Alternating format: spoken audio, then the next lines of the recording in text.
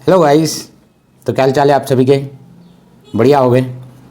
तो अभी तक अपन ने विलियन टॉपिक में विलियन के प्रकार पढ़ चुके हैं, विलियन की सांद्रता को बताने वाली कुछ इकाइयाँ पढ़ चुके हैं। आज अपन देखेंगे गैसों की द्रव्य विलेयता और हेनरी का नियम, जो कि बहुत ही टॉपिक आईएमपी टॉपिक है और हर बार एग्जाम में पूछे जाने वाला टॉपिक है। तो आपका जो क्वेश्चन आता है गाइस, क्या आता है, गैसों की द्रव्य विलेयता से आप क्या समझते हैं? गैसों की द्रव्य विलेयता से आप क्या समझते हैं? इसको प्रभावित करने वाले क्या लिखिए? कारक लिखिए। अब गैसों की द्रव्य विलेयता मतलब द्रव को किस में घुलना है? अपन को गैस में घुलना है, या गैस को किस में घुलना है? द्रव में घुलना है। तो इसके लिए क्या क्या कंडीशन हो जाना चाहिए, या ये अपने लिए बेनिफिट है तो किस प्रकार से बेनिफिट है?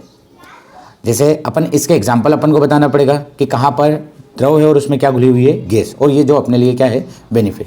तो पहला पॉइंट आंसर देखते हैं। गैसों की द्रव में विलेयता अत्यधिक महत्व रखती है। जलीय जीव जंतु जल में घुलनशील ऑक्सीजन गैस का उपयोग श्वसन हेतु करते हैं। इसी प्रकार हम सोडा पानी मतलब स्प्राइट, कोका कोला में घुली हुई कार्बन डाइऑक्साइड का उपयोग शीतल पेय पदार्थों में के रूप में करते हैं। इसे इस प्रकार से परिभाषित किया जा सकता है। किसी गैस का सेंटीमीटर में वह आयतन जो एक वायुमंडलीय दाब पर या किसी भी ताप पर एक घन सेंटीमीटर विलायक में क्या होती है? घुलती है। एक बार वापस इसको रिपीट करते हैं।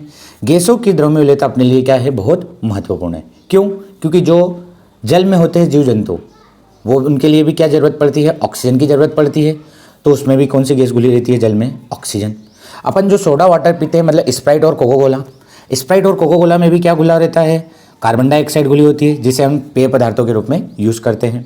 कभी चिप्स देखे, चिप्स की पन्नी में भी देखे तो कौन सी गैस भरी रहती है? कार्बन डाइऑक्साइड, जिससे वो क्या होगी? खराब नहीं होगी।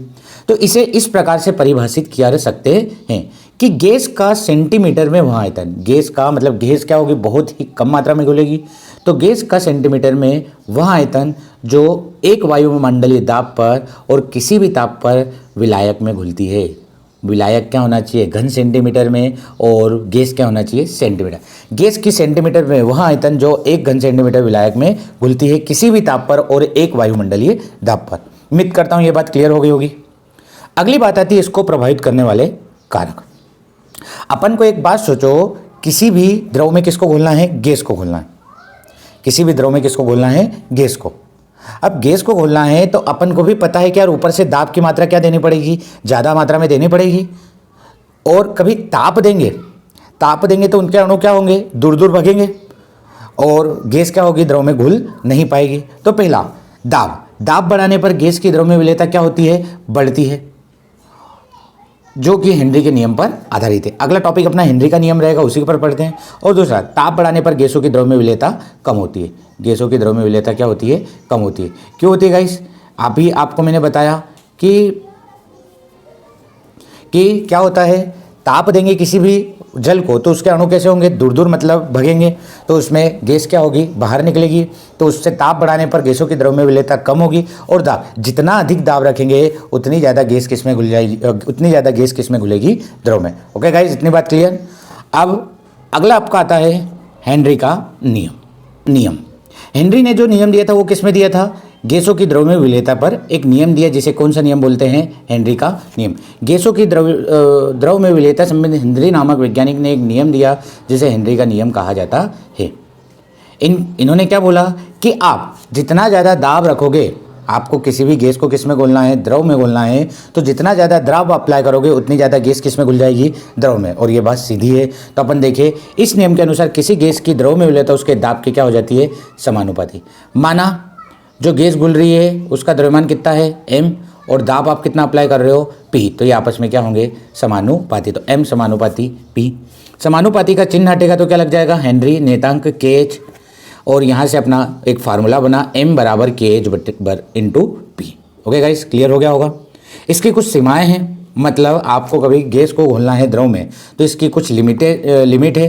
पहली लिमिट क्या है? गैस का दाब बहुत अधिक नहीं होना चाहिए। देखो, होना तो चाहिए दाब ज़्यादा से ज़्यादा, पर इतनी अधिक मात्रा में भी नहीं दाब होना चाहिए कि या तो उससे आगे प्रॉब्लम हो सके। एक लिमिट, गैस का दाब बहुत अधिक नहीं होना चाहिए और बहुत कम भी नहीं होना चाहिए। तीसरा पॉइंट, जैसे मान लो अपन स्प्राइट को स्प्राइट में क्या घोल रहे हैं, गैस घोल रहे हैं। अब कभी अपन दाब ज़्यादा रख देंगे तो स्प्राइट की बोतल क्या हो जाएगी, फट जाएगी, मतलब फूट जाएगी। तो इससे अपने लिए क्या है, ये लॉस हो रहा है। ज़्यादा कम दाब भी नहीं होना चाहिए, यदि कम दाब हो गया तो गैस घुल ही नहीं पाएगी।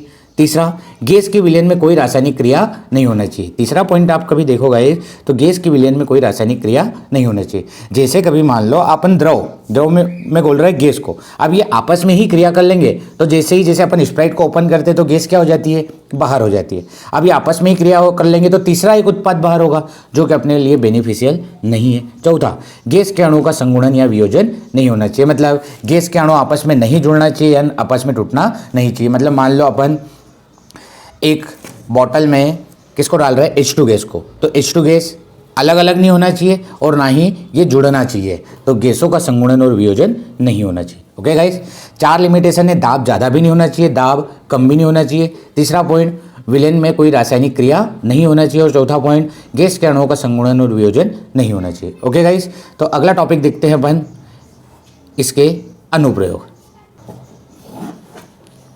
अब देखते हैं इसके अनुप्रयोग।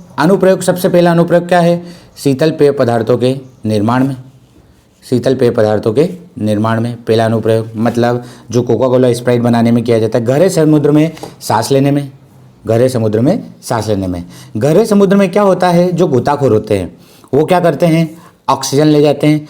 तो जितना ज़्यादा नीचे जैसे जाएंगे उतना दाब क्या होते जाएगा, बढ़ता जाएगा। और अपन कभी जैसे अपने पैक्स रहते हैं ऑक्सीजन के, तो अपने अंदर अपन जैसे बटन चालू करेंगे तो अपने अंदर क्या घुलती जाएगी, ऑक्सीजन।